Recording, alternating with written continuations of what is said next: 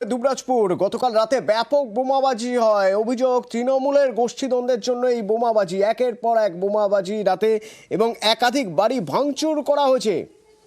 লণ্ডভণ্ড অবস্থা দেখুন। সুপ্রতিম প্রতিনিধি আমার সঙ্গে রয়েছেন। সুপ্রতিম, কারা করলো এরকম?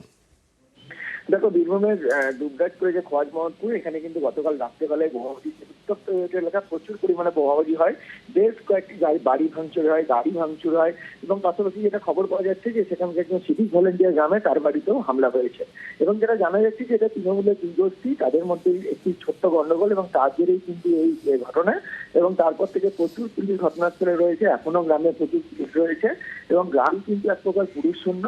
তবে এই ঘটনায় কিন্তু পুলিশ দুজনকে গ্রেপ্তার করেছে, তাদেরকে দুবরাজপুর আদালতে তোলা হবে, এবং গ্রামের ধারে পুলিশ দেখছে যে কোথাও কোনো বোমা পড়ে আছে কিনা, সেটাও পুলিশ উদ্ধারের চেষ্টা চালাচ্ছে। তবে এই মুহূর্তে কিন্তু গ্রামে যথেষ্ট উত্তেজনা রয়েছে।